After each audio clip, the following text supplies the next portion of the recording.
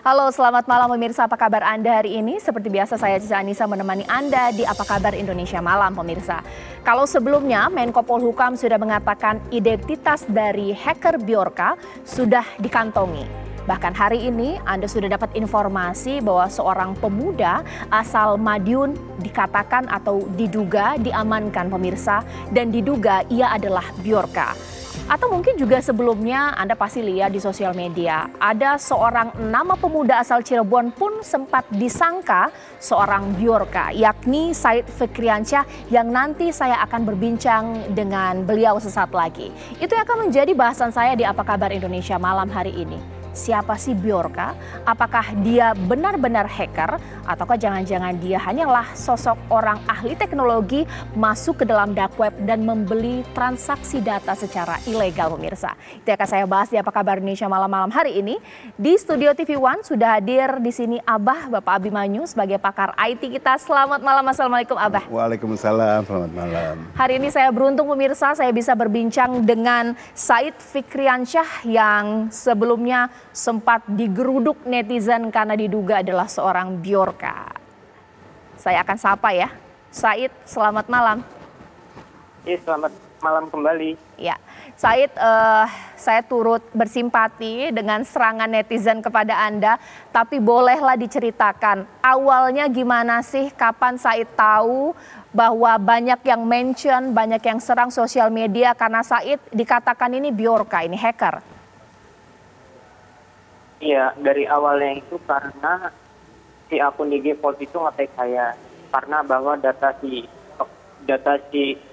hacker ini, si Bjorka ini sama dengan saya. Padahal data tersebut itu udah lama banget. Dan lalu saya upload kembali di situs yang baru. Dan mereka itu pada nuduh saya si Bjorka. Padahal saya sendiri nggak tahu tuh yang namanya Bjorka itu siapa. Oke. Tapi Said tahu nggak aktivitas Bjorka yang memposting kebocoran data, doxing para pejabat negara, tahu? Kalau misalkan yang postingan itu tahu. Oke. Melihat dari sosial media, TikTok, segala macam. Jadi berarti kaget dong ya, tiba-tiba langsung nge-mention semua serang netizen ke Said sendiri. Berarti sampai di DM begitu ya? Yes. Ada yang berkata-kata kasar? Bukan kasar lagi, keluar semua. Oke. Said, saya penasaran kok bisa ya tiba-tiba Said ini disangka sebagai Bjorka. Boleh diceritakan profesi atau pekerjaan Said apa sih? Oh, kalau profesi pekerjaannya itu biasanya saya ngedit. Masih belajar untuk tentang editan begitu. Oke. Ini pasti pertanyaan ya, karena ada sempat yang mengatakan nggak mungkin lah tanpa sebab seseorang disangkakan sebagai hacker. Pernah masuk ke situs dark web atau deep web nggak? Kalau masuk ke situs dark web itu nggak pernah sekali. Nggak pernah coba-coba juga ya? Nggak. Atau Soalnya pernah nggak searching masuk komunitas hacker ya cuman cari informasi aja, penasaran? Kalau misalkan masuk ke komunitas hacker gitu nggak juga. Searching tentang hacker atau apapun? Nggak pernah sama sekali masuk. Oke. Kalau aktivitas Said di sosial media ketika berselancar ini apa saja? Atau mungkin Said punya kecurigaan nggak? Atau mungkin jangan-jangan karena ini nih data saya bocor, mungkin game, komunitas tertentu atau bagaimana? Kalau data saya mungkin bocor itu bukan karena komunitas tertentu atau apa gitu. Ya mungkin buat warga Indonesia paham sendirilah. Oh, oke. Ini yang akan saya tanyakan kepada Abah. Ditahan dulu ya Said, saya masih akan banyak menggali informasi dari Said. Abah, kalau Abah melihatnya seperti apa? Kok bisa ya ada tiba-tiba Said yang nggak tahu ada apa-apa langsung dituding sebagai Bjorka? Atau jangan-jangan ada keterkaitan meskipun kecil sehingga kemudian ketika dirujuk transaksinya nyangkutnya ke Said? Saya pernah mengutarakan, selalu nggak bosan saya sampaikan ya kepada masyarakat juga bahwa yang namanya kalau ada kejadian seperti ini, selalu yang paling patut untuk dilakukan adalah melakukan apa? Banyak yang sudah hafal. Telisik, teliti, dan telusur. Jadi telisik dulu apa-apa saja yang pernah kejadiannya dan kemudian masing-masing diteliti untuk melakukan pembuktian ya, dan kemudian ditelusur betulkah itu dia dilakukan ya. Nah, jadi ada tracking dan tracing.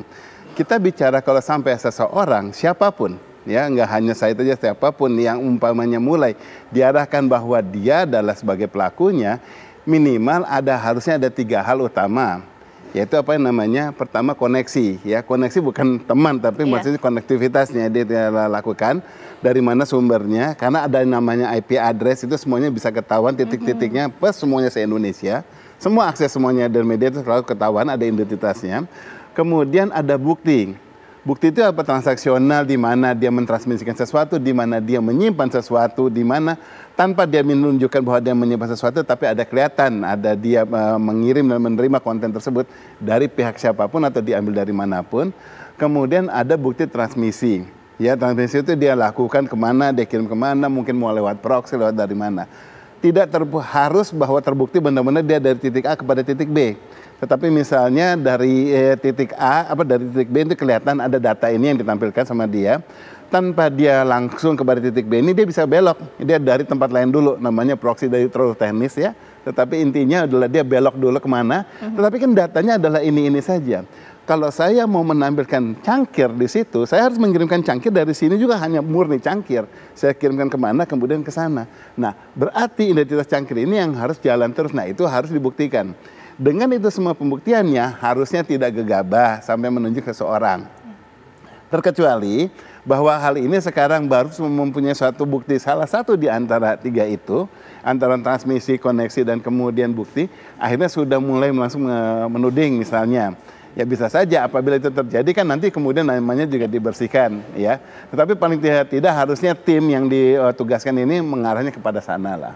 Oke, Abah, karena sempat ada, saya nggak tahu siapa di balik dari Dark Tracker yang sempat membuka data bahwa Bjorka ini pernah bertransaksi pakai Bitcoin, beli data di dark web.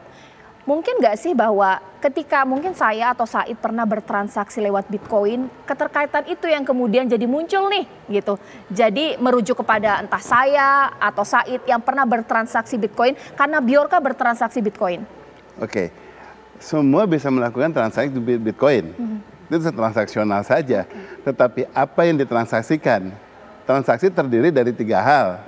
Ya, adanya kesepakatan mengenai apa yang akan diterima dan kemudian diinginkan, kemudian ada penerimaan barangnya, dan kemudian ada pengiriman pembayaran. Ya kan, itu simple. Bahkan dia bertransaksi tetapi hanya kecil aja datanya, ya itu juga suatu transaksi, tapi bukan itu menjadi bukti kuat kemudian itu yang menjadi dasarnya, ini belum tentu. Saya penasaran Abah kepada Said ini. Said, pernah nggak sih beli sesuatu di situs, entah itu data, pakai Bitcoin, pernah nggak ya? Kalau untuk pembelian Bitcoin segala macam itu paling untuk investasi doang jangka panjang. Tapi punya ya, investasi Bitcoin punya? Punya. Jual beli data, pernah ikut dalam jual beli data, mungkin untuk hal yang positif gitu, pernah nggak? Nggak pernah kalau untuk beli data segala macam. Oke, ditahan dulu Said, nanti sesaat lagi saya akan tanya kepada Abah sebenarnya apa sih motif Bjorka ini sendiri. Biasanya kalau hacker itu motif utamanya adalah uang, tapi ada juga motif yang lainnya adalah untuk membuat sebuah kerusuhan secara global. Tapi untuk Bjorka ini apa? Karena ada statement dari dia yang bikin saya penasaran. Ini demo cara baru, sesaat lagi di Apa Kabar Indonesia Malam.